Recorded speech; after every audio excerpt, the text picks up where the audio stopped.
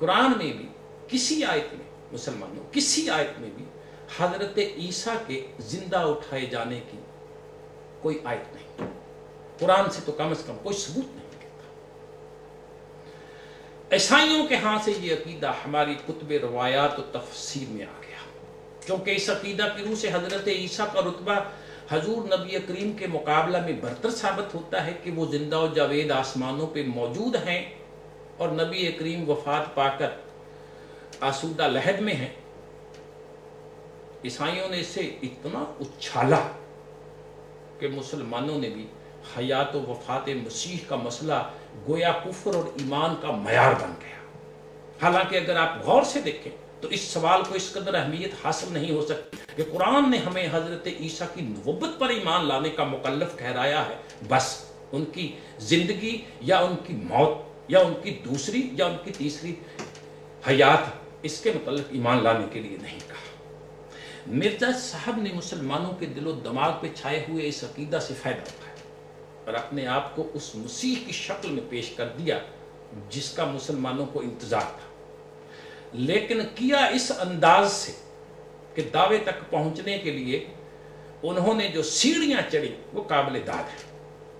शुरू में मिर्जा साहब खुद हयात हजरत मसीह के कायल थे, इसके बाद उन्होंने अकीदा बदला और कहा कि हजरत मसीह जिंदा आसमान पे तशरीफ नहीं ले गए, दीगर अंबिया की तरह वफात पा गए थे। इन्होंने कुरानी आयात से साबित किया और चूंकि ये बात थी भी सही और लोगों के दिल को लगती थी, इसलिए कौम के दानिश्वर तबका ने कबूल कर लिया। अरे सर सैयद अहमद खान इस अकीदे को इससे पहले पेश कर चुके थे, लेकिन चूंकि उन्हें किसी किस्म का दावा नहीं करना था, इसलिए उन्होंने इसे सिर्फ नजरी बहस तक महदूद रखा। मगर जब मिर्जा साहब ने इस नजरिया को पेश किया, तालीम याफ्ता तबका ने इसे पसंद किया, तो उन्हें फिर कोई दुश्वारी नहीं आई आगे बढ़ने की। 10-12 साल तक वो वफात मसीह तक रहे।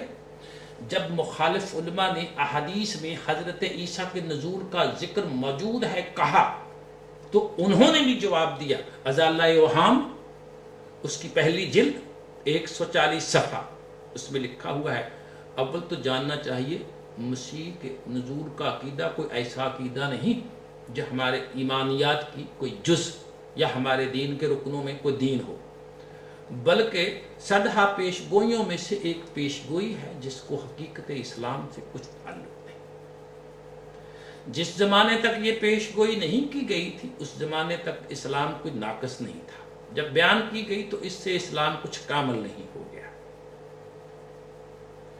मिर्जा साहब बताने की कोशिश कर रहे हैं कि ये इतना अहम मसला नहीं है, मैंने कम से कम नहीं दिया। जब वफात मसीह का अकीदा आम हो गया तो फिर मिर्जा साहब ने फरमाया कि मैं खुद भी अहादीस का मुनकर तो नहीं, उनमें नजूल मसीह का जो जिक्र आया है उस पर मेरा ईमान है। उनकी किताब है तोहफा गोलड़िया, सफ़ा 195 में वो लिखते हैं, लेकिन सोचने की बात यह है जब हजरत मसीह वफात पा चुके हैं तो जाहिर है कि वो खुद दोबारा तो जिंदगी में दुनिया में नहीं आएंगे, इसलिए हदीस में जो नज़ूल मसीह का जिक्र है तो इससे मुराद यही है कि वो आने वाला हजरत मसीह का मसील होगा और वो मसील मसीह या मसीह मऊद, यानी वो मसीह जिसका हदीसों में वादा किया गया है मैं हूं। मेरा दावा यह है कि मैं वो मसीह मऊद हूं जिसके बारे में खुदा ताला की तमाम पाक किताबों में पेश गोइयां हैं कि वो आखिरी जमाने में जाहिर होगा। जब कहा गया कि जब आपने तो इतना अरसा तक सिर्फ वफात मसीह का जिक्र करते रहे, इसके साथ ही आपने ये क्यों ना कहा कि हजरत मसीह वफात पा गए हैं और आने वाला मसीह मैं हूं? तो आपने जवाब में फरमाया असल बात यह है कि उस जमाने में मुझे खुद भी इल्म नहीं था कि वो आने वाला मैं। इजाज अहमदी ये ज़मीमा में लिखते हैं नज़ूल मसीह, सफ़ा नंबर 7, फरमाते हैं तकरीबन 12 साल तक जो एक ज़माना दराज है बिल्कुल इस बात से बेखबर और गाफिल रहा कि खुदा ने मुझे बड़ी शद्द और मद से बराहीन में मसीह मऊद करार दिया और मैं हजरत ईसा के आमद सानी के अकीदा पर जमा रहा। جب 12 سال گزر گئے تب وہ وقت آ گیا کہ میرے پہ اصل حقیقت کھول دی جائے. تب تواتر سے اس بارہ میں الہامات شروع ہوئے کہ تو ہی مسیح موعود ہے. پھر ان کی کتاب حقیقت الوحی 149 میں آپ فرماتے ہیں اوائل میں میرا عقیدہ تھا کہ مجھ کو مسیح سے کیا نسبت ہے. وہ نبی ہے, خدا کے بزرگ مقربین میں سے ہے. اگر کوئی امر میری فضیلت کی نسبت ظاہر ہوتا تو اس کو میں جزوی فضیلت قرار دیتا, مگر بعد میں خدا کی طرف سے بارش کی طرح میرے اوپر وحی نازل ہوئی. اس نے مجھے اس عقیدے پر قائم کر دیا اور شرعی طور پر نبی کا خطاب مجھے دے دیا گیا, مگر اس طرح سے کہ ایک پہلو سے نبی ایک پہلو سے امتی. انہوں نے شعوری طور پر اس اعتراض کا یہ جواب دیا کہ اس زمانے میں مجھے خود بھی علم نہیں تھا کہ وہ آنے والا میں ہوں. لیکن جب انسان بے احتیاط ہو اور غلط ہو تو غیر شعوری میں اصل بات اس کے منہ سے نکل جاتی ہے, اور وہ اصل بات اربعین ان کی کتاب جلد 2 صفحہ 21 15 دسمبر 1900 میں لکھتے ہیں. فرماتے ہیں اب دیکھو یہ وہ الہامات براہین احمدیہ ہیں جن کا مولوی محمد حسین صاحب بٹالوی نے ریوینیو لکھا تھا, جن کو پنجاب اور ہندوستان کے تمام علماء نے قبول کر لیا تھا. ان پر کوئی اعتراض نہیں کیا تھا, حالانکہ ان الہامات کے کئی مقامات پر اس خاکسار پر خدائے تعالیٰ کی طرف سے صلاۃ اور سلام ہے. یہ الہامات اگر میری طرف سے اس موقع پر ظاہر ہوتے جبکہ علماء مخالف ہو گئے تھے تو وہ لوگ ہزارہا اعتراض کرتے, لیکن وہ ایسے موقع پہ شائع کیے گئے جبکہ یہ علماء میرے موافق تھے. یہی سبب ہے کہ باوجود اس قدر جوش کے ان الہامات پر انہوں نے اعتراض نہیں کیا, کیونکہ وہ ایک دفعہ ان کو قبول کر چکے تھے. اب سوچنے سے ظاہر ہوگا کہ میرے دعوی مسیح موعود ہونے کی بنیاد انہی الہامات سے پڑی ہے, اور انہی میں خدا نے میرا نام عیسیٰ رکھا, اور جو مسیح موعود کے حق میں آتی تھیں وہ میرے حق میں بھی بیان کرتی. اگر علماء کو خبر ہوتی کہ ان الہامات سے کہ تو اس شخص کا مسیح ہونا ثابت ہوتا ہے تو وہ کبھی ان کو قبول نہ کرتے. یہ خدا کی قدرت ہے, انہوں نے قبول کر لیا اور اس پیچ میں پھنس گئے. آپ نے غور فرمایا مرزا صاحب نے پہلے حضرت مسیح کی آمد کا نظریہ عام کیا, جب لوگوں نے اسے تسلیم کر لیا اور اس پیج میں پھنس گئے تو پھر اپنے مسیح ہونے کا دعویٰ کیا. اگر ہم نے اس بات کو خالصتاً علمی سطح پر نہ رکھنا ہوتا اور بحث اور جدل کا عمومی انداز اختیار کیا ہوتا تو ہم بتاتے کہ جو شخص اس طرح دوسروں کو پیچ میں پھنسا کر اپنے دعوے پیش کرتا ہے اس کا کردار کیسا ہوتا ہے اور اس کے دعووں کی حقیقت کیا ہوتی ہے. لیکن ہمیں اس بحث میں پڑھنے کی ضرورت نہیں. ارباب علم و عقل کے لیے اس اقتباس کے الفاظ کافی ہیں. یہ ہے وہ طریقہ جس سے مرزا صاحب مسیح موعود کے دعوے تک پہنچے. بحث کو ختم کرنے کی غرض سے ہم مان لیتے ہیں کہ لاہوری جماعت کا عقیدہ یہی ہے کہ مرزا صاحب مسیح موعود تھے اور بس کچھ نہیں تھے.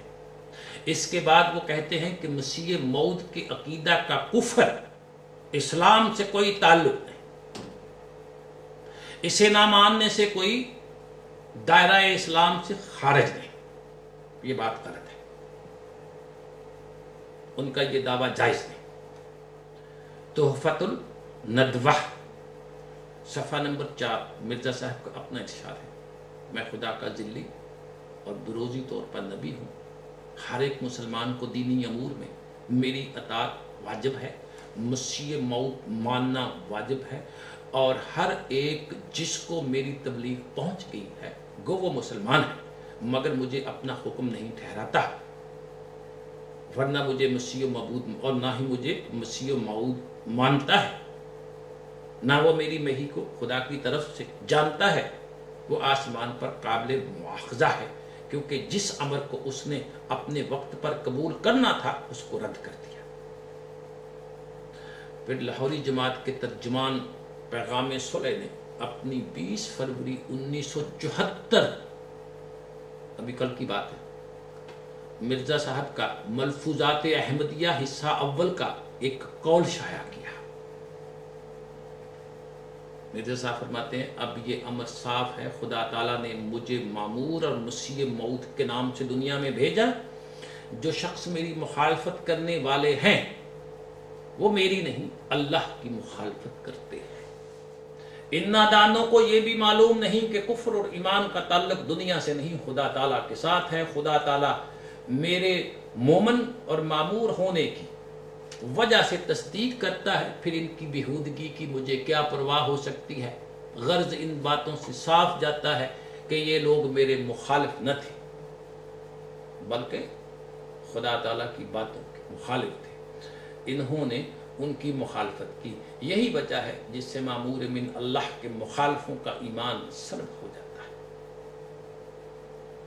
مرزا صاحب نے اپنی ایک تقریر میں، جسے سابق امیر جماعت احمدیہ لاہور مولوی محمد علی نے اپنی کتاب النبوۃ فی اسلام 214 صفحہ میں لکھا ہے، فرماتے ہیں دیکھو جس طرح جو شخص اللہ اور اس کے رسول اور اس کی کتاب کو ماننے کا دعویٰ کر کے ان کے احکام کی تفصیلات، نماز، روزہ، حج، زکوٰۃ، تقویٰ، طہارت کو بجا نہ لائے، ان احکام کو جو تزکیہ نفس، ترک شر، حصول خیر کے متعلق نافذ ہوئے ہیں چھوڑ دے، وہ مسلمان کہلانے کا مستحق نہیں، اور اس پر ایمان کے زیور کے آراستہ ہونے کا اطلاق صادق نہیں آ سکتا۔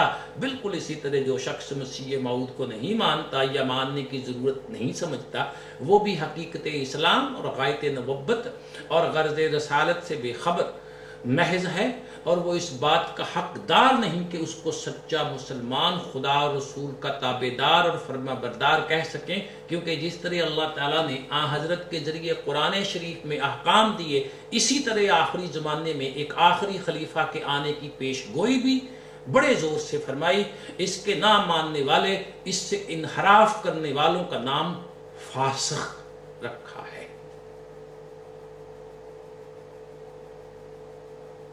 حالانکہ یہ سری جھوٹ ہے اور خدا کے خلاف افطرا، قرآن کریم میں کہیں ایسا نہیں کہا گیا۔ مرزا صاحب نے معیار الاخبار 25 مئی 1900 میں یہ کہا تھا کہ انہیں خدا کی طرف سے الہام ہوا ہے کہ جو تیری پیروی نہیں کرے گا، تیری بیعت میں داخل نہیں ہوگا، تیرا مخالف رہے گا، وہ خدا اور رسول کی نافرمانی کرنے والا جہنمی ہے۔ مرزا صاحب کے ان بیانات اور الہامات کی روشنی میں دیکھیے کہ لاہوری جماعت کا یہ دعویٰ کہ مرزا صاحب کو مسیح موعود نہ ماننے سے کسی شخص کو کوئی فرق نہیں پڑتا، کوئی شخص کافر نہیں ہو جاتا، کس قدر فریب دہی ہے۔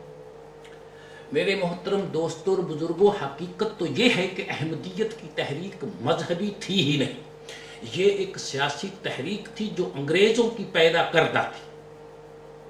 تفصیل اس اجمال کی بھی غور سے سننے کے قابل ہے۔ انگریز نے 7 سمندر پار سے آ کر ہندوستان میں حکومت قائم کی۔